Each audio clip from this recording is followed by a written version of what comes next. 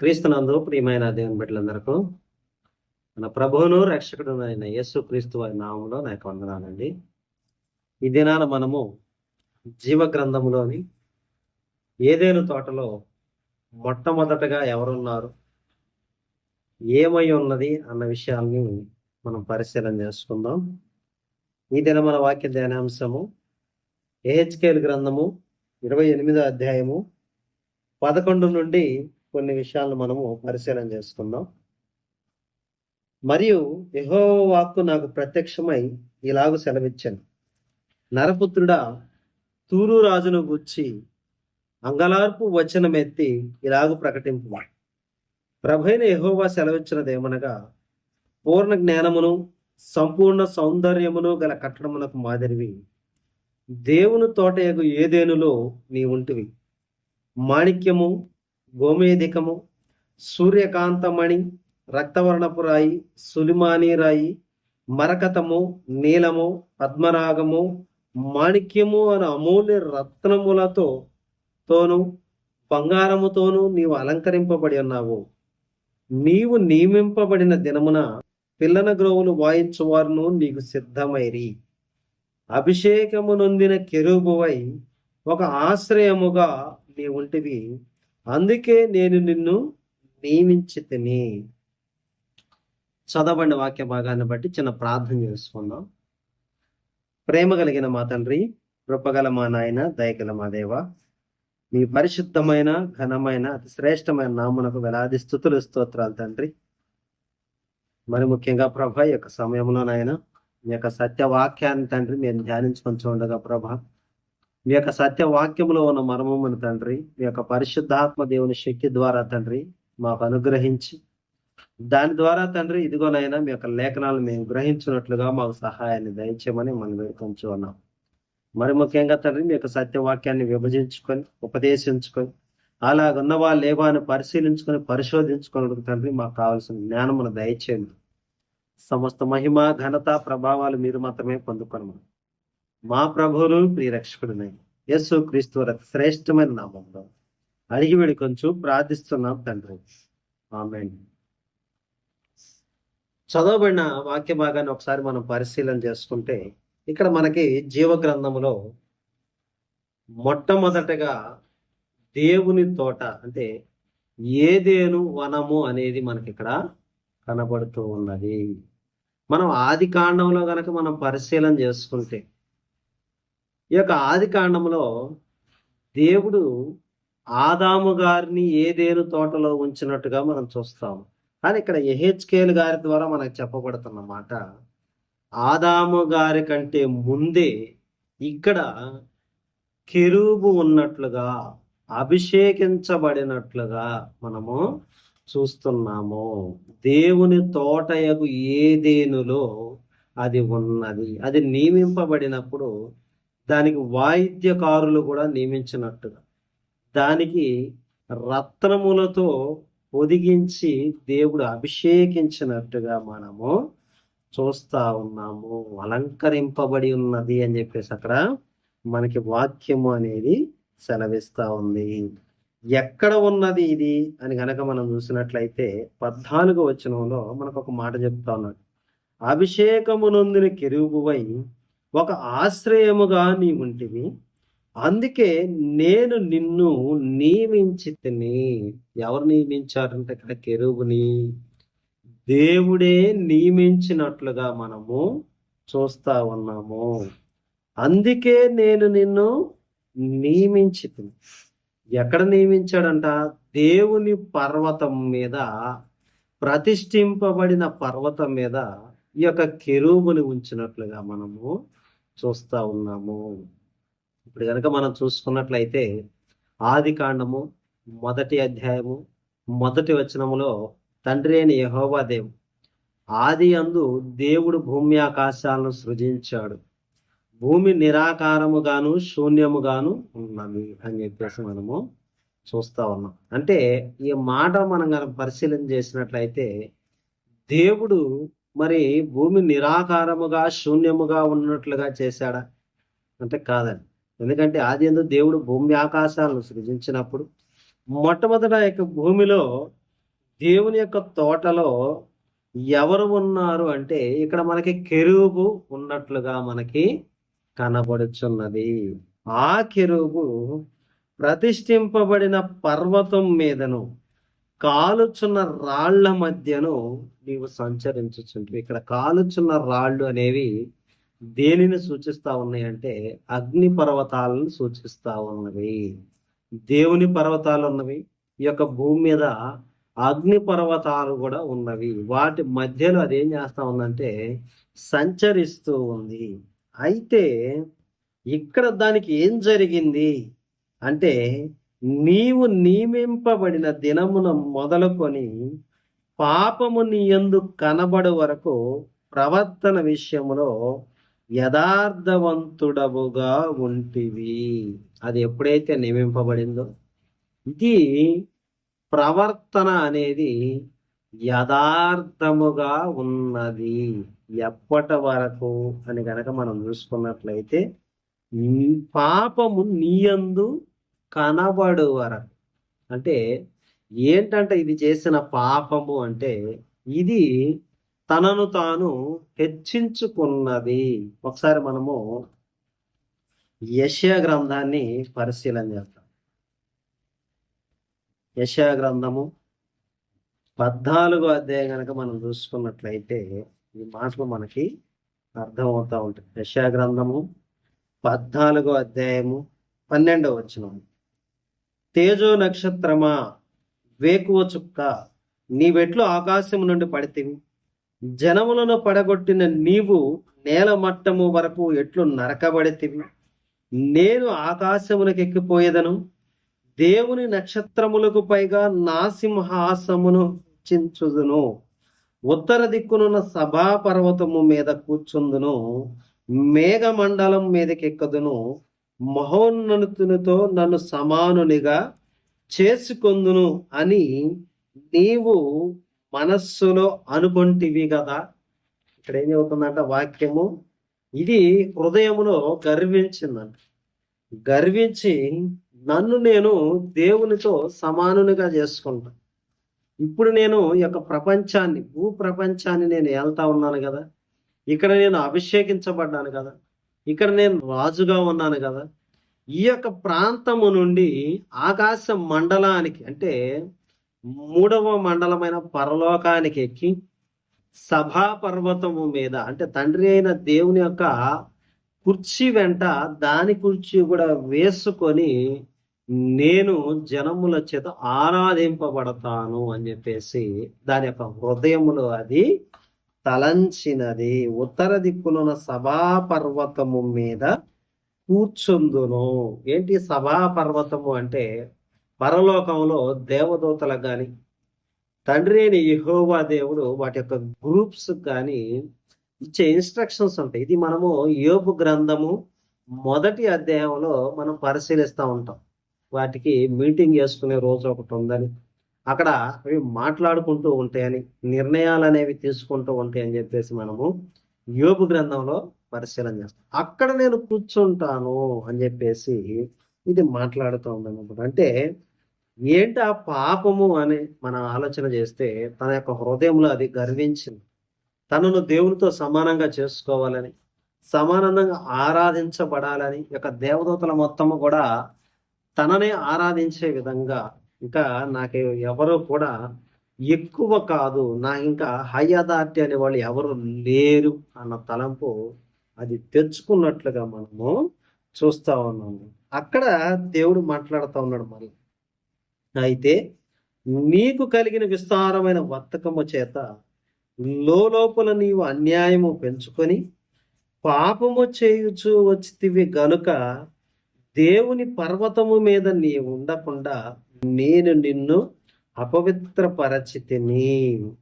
అపవిత్రపరిచి ఆశ్రయముగా ఉన్న కెరూబు కాలుచున్న రాళ్ల మధ్యను నీవికను సంచరింపవు, నిన్ను నాశనము చేసి తిని. కాలుచున్న రాళ్ల మధ్య నీవిక సంచరింపవు అంటే ఈ భూమి మీద నువ్విక తిరగవు అని చెప్పేసి ఈ యొక్క సాతానుతో మాట్లాడుతూ ఉన్నాడు అనమాట. ఇది మనము ఆలోచన చేయాలి. అయితే ఇక్కడ దేవుడు ఏం చెబుతున్నాడంటే, నిన్ను నాశనము చేసి తిని. ఎలా నాశనం చేశాడు అని కనుక మనం చూసుకున్నట్లయితే, ఇది యెషయా గ్రంథము 14వ అధ్యాయము 15వ వచనంలో అంటున్నాడు, నీవు పాతాళమునకు నరకములో ఒక మూలకు త్రోయబడితివే, నిన్ను చూచువారు నిన్ను నిదానించి చూచుచు ఇట్లు తలపోయుదురు. ఎక్కడికి పడద్రోయబడిందంటే ఇది పాతాళములో ఒక మూలకు త్రోయబడింది. ఈ విషయం మనకి ఎక్కడ అర్థమవుతుంది అంటే, పేతురు గారు మాట్లాడుతున్నారు. ఒకసారి మనము పేతురు రాసిన 2వ పత్రిక 2వ అధ్యాయము 4వ వచనం కనుక మనం చూసుకున్నట్లయితే, దేవదూతలు పాపము చేసినప్పుడు దేవుడు వారిని విడిచిపెట్టక పాతాళ లోకమందలి కటిక చీకటి గల బిలములోనికి త్రోసి తీర్పుకు కావలిలో ఉంచబడుటకు వారిని అప్పగించెను. మరియు ఆయన పూర్వకాలమందున్న లోకమును విడిచిపెట్టక భక్తిహీనుల సమూహం మీదకి జలప్రళయము రప్పించినప్పుడు నీతిని ప్రకటించిన నోవహును మరి 7గురును ఆయన కాపాడెను. మరియు ఆయన సొదొమ గొమొర్రాలను పట్టణములను భస్మము చేసి ముందుకు భక్తిహీనులకు వారికి వాటి దృష్టాంతముగా ఉంచుటకై వాటికి నాశనము విధించి దుర్మార్గుల కామ వికారయుక్తమైన నడవడి చేత బహుబాధపడిన నీతిమంతుడు లోతును తప్పించెను. ఇక్కడ ఏం చెబుతా ఉన్నాడు అంటే, ఇక్కడ ఎప్పుడైతే ఈ యొక్క దేవదూతలు పాపము చేశారో దేవుడు వారిని విడిచిపెట్టక పాతాళ లోకమందలి కటిక చీకటి గల బిలములోనికి త్రోసి తీర్పుకు కావలిలో ఉంచబడుటకు వారిని అప్పగించను. అంటే ఎక్కడికి చేశాడంట వీళ్ళని? ఈ యొక్క భూమి మీద నుండి పాతాళానికి వారిని త్రోసివేసినట్లుగా మనము చూస్తా ఉన్నాము. అంటే ఈ యొక్క భూ ప్రపంచములో, అంటే ఈ యొక్క కాలుచున్న రాళ్ల మధ్యలో, లేదా దేవుని యొక్క పర్వతమైన సియోను పర్వతములు అది ఉండకుండా ఏమైంది అంటే అది ఈ యొక్క పాతాళానికి త్రోసివేయబడింది. అంటే ఇక్కడ మనం ఆలోచన చేయవలసింది ఏంటి అంటే, మరి ఇదైతే పాతాళానికి త్రోసివేయబడింది, మరి పాతాళానికి త్రోసివేయబడినప్పుడు భూమి నిరాకారముగా శూన్యముగా ఎందుకు ఉన్నది? ఇక్కడ పేతురు గారు మాట్లాడుతున్న మాటలు ఒకసారి మనం గమనించాం. మరియు ఆయన పూర్వకాలమందున్న లోకమును విడిచిపెట్టక భక్తిహీనుల సమూహం మీదకి జలప్రళయమును రప్పించినప్పుడు, అంటే ఇక్కడ పేతురు గారి మాటలు మనం జాగ్రత్తగా అర్థం చేసుకోగలిగితే, ఎప్పుడైతే ఈ యొక్క పూర్వకాలపు లోకమును ఆయన తీసివేయాలనుకున్నాడో, ఆ యొక్క పాపాన్ని వారిలో నుండి వారిని సమూలంగా నాశనం చేయాలని నిర్ణయించుకున్నాడో, పూర్తిగా జలప్రళయం ద్వారా లోకాన్ని కూడా క్లీన్ చేసేసాడు అన్నది మనకు అర్థం అవుతుంది. అదేంటి, మనుషుల వరకే ఏదన్నా దేవుడు చేయొచ్చు కదా అంటే, ఈ యొక్క లోకానికి కూడా తీర్పు వస్తా ఉంది. అలాగనే ఇక్కడ సొదొమ గొమొర్రాల గురించి కూడా మాట్లాడుతూ ఉన్నాడు. తండ్రి అయిన యెహోవా దేవుడు ఎప్పుడైనా సరే ఒక ప్రాంతాన్ని గురించి ఆయన విచారణ చేసినప్పుడు, ఆ యొక్క ప్రాంతవాసుల యొక్క పాపము అధికమైనప్పుడు వారికి తీర్పు తీర్చాలి అని ఆయన నిర్ణయించుకున్నప్పుడు, ఆ యొక్క ప్రాంత వాసులకే కాక ప్రాంతాన్ని కూడా దేవుడు సమూలంగా నాశనం చేస్తాడు. ఇది మనం అర్థం చేసుకోవాలి. ఉదాహరణకి సొదొమ గొమొర్రా ప్రజలు, వారు వ్యభిచారులై దేవుని సన్నిధిలో వారి ఇష్టం వచ్చినట్టుగా వారు నడుచుకుంటా ఉన్నారు. అప్పుడు దేవుడు ఏం చేశాడంటే, ఆ యొక్క పట్టణాలు కూడా ఆయన తీర్పు తీర్చాడు. అలాగని ఇక్కడ దేవదూతలకు కూడా దేవుడు ఏం చేశాడంటే, వారిని నాశనం చేయాలి అనుకున్నప్పుడు ఈ యొక్క ప్రపంచానికి, భూమికి కూడా ఆయన తీర్పు తీర్చినట్లుగా మనకి కనబడుతుంది. అందుకే అది షేప్ అవుట్ అయిపోయింది, అంటే నిరాకారముగా మారిపోయింది అన్నది మనము అర్థం చేసుకోవాలి. అందుకే భూమి నిరాకారముగాను శూన్యముగాను ఉన్నది. అంటే ఇప్పుడు దేవుని తోట ఏదేను అనే వనము, ఈ యొక్క భూమి కూడా నీళ్లలో జలములలో ముంచబడినట్లుగా మనము చూస్తాం. అందుకే 2వ వచనం కనుక మనం పరిశీలన చేస్తే ఈ యొక్క ఆత్మ, దేవుని యొక్క ఆత్మ జలముల పైన అల్లాడుచున్నది అన్న మాటను మనము చూస్తా ఉన్నాము. ఇదే మాటను యోధా గారు కూడా వ్రాస్తారు. ఒకసారి మనము యోధా పత్రిక 6వ వచనం కనుక పరిశీలన చేసినట్లయితే, మరియు తమ ప్రధానత్వమును నిలుపుకొనక తమ నివాస స్థలమును విడిచిన దేవదూతలను ఏం చేశాడంటే, దేవుడు మొట్టమొదటిగా అభిషేకించాడు. ఈ యొక్క సభాపర్వతం మీద ఈ యొక్క కెరూబును పెట్టాడు. అయితే అదేం చేసింది అంటే, దాని యొక్క ఉద్యోగాన్ని, అంటే ఆ యొక్క ప్రధానత్వమును అది నిలుపుకొనలేదంట. దేని ద్వారా? తన యొక్క ఆలోచనల ద్వారా హృదయమందు గర్వించింది కనుక తమ ప్రధానత్వమును నిలుపుకొనక తమ నివాస స్థలములను విడిచిన దేవదూతలను మహాదినమున జరుగు తీర్పు వరకు కటిక చీకటిలో నిత్య పాశములతో ఆయన బంధించి భద్రము చేసెను. ఏం చేశాడంటే, యొక్క భూమి మొత్తాన్ని కూడా బంధించినట్లుగా మనకి కనబడతా ఉంది. దానికి తీర్పు తీర్చేశాడు. దాని చుట్టూరు జలములు కమ్మినట్లుగా చేశాడు.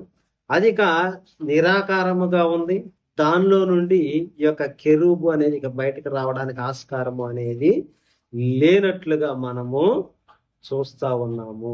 ఇది ఎక్కడ జరుగుతుంది అంటే, ప్రాథమికంగా మనము చూసిన ఈ యొక్క ఏదేనులో, మొదటి ఏదేనులో మనము చూస్తాం. అంటే ఏదేను ఒక్కటే, కానీ మనం ఇప్పుడు చెప్పుకునేటప్పుడు ప్రథమంగా ఉన్న సాతాను అంటే కెరూబు నుండి ఏ విధంగా అది త్రోసివేయబడింది, హోలీ స్పిరిట్ పరిశుద్ధ యొక్క ఆత్మ నుండి ఈవిల్ పవర్గా అది ఏ విధంగా మరి అపవిత్రాత్మగా దురాత్మగా మారిందో మనకి లేఖనాలు అనేవి మనకి తెలియజేస్తా ఉన్నవి. ప్రథమంగా ఈ యొక్క కెరూబే తిరిగి దేవునికి వ్యతిరేకంగా దేవుని పర్వతం మీద నుండి త్రోసివేయబడి, ఈ యొక్క భూమి మీద నుండి త్రోసివేయబడి కటిక చీకటి గల బిలములోనికి దాన్ని త్రోసివేశాడు. అలా త్రోసివేయబడినప్పుడు ఈ యొక్క భూమి అనేది నిరాకారముగా, శూన్యముగా మారిపోయింది. ఆ ప్రకారముగానే ఇక్కడ యోధా గారు చెప్తా ఉన్నారు 7వ వచనం, ఆ ప్రకారముగానే సొదమ గొమర్రాలను వాటి చుట్టుపట్లనున్న పట్టణములను వీరి వలనే వ్యభిచారము చేయుచు పర శరీరానుసారులైనందున నిత్యాగ్ని దండన అనుభవించుచు దృష్టాంతముగా ఉండబడెను. ఏం జరుగుతుందంటే, ఇక్కడ దేవుని తీర్పు అనేది ఒక దృష్టాంతముగా ఉండబడుతుంది. ఇది మనకు కనబడుతుంది అన్నది ఇక్కడ యోధా గారు కూడా మాట్లాడుతూ ఉన్నాడు. కాబట్టి మొట్టమొదటి ఏదేనులో మనం ఎవరిని చూస్తూ ఉన్నాము అంటే, అభిషేకించబడిన కెరూబును చూస్తున్నాం. దేవుని పట్ల అది అవిధేయత ప్రదర్శించి తనకు తాను హెచ్చించుకొని దేవుని వలన అది కటిక చీకటి గల బిలములోనికి త్రోసివేయబడి ఈ యొక్క భూమి కూడా జలములతో బంధించబడి ఆ యొక్క పట్టణమునకు, ఆ యొక్క భూమికి అనేది తీర్పు జరిగినట్లుగా మనము చూస్తా ఉన్నాము. కాబట్టి ఈ యొక్క దయ్యము అనేది, అంటే ఈవిల్ స్పిరిట్ అనేది ఎక్కడి నుండో రాలేదు, కెరూబు నుండే ప్రారంభమైంది.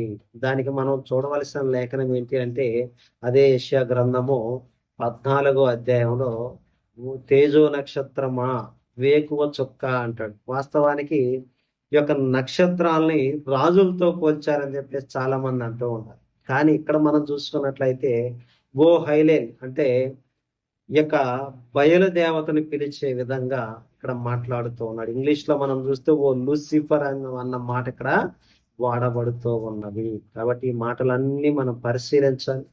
మొదటి ఏదేను ఏ విధంగా ప్రారంభమైంది, దానికి ఏ విధంగా తీర్పు వచ్చింది అన్నదే మనం పరిశీలించుకోవాలి.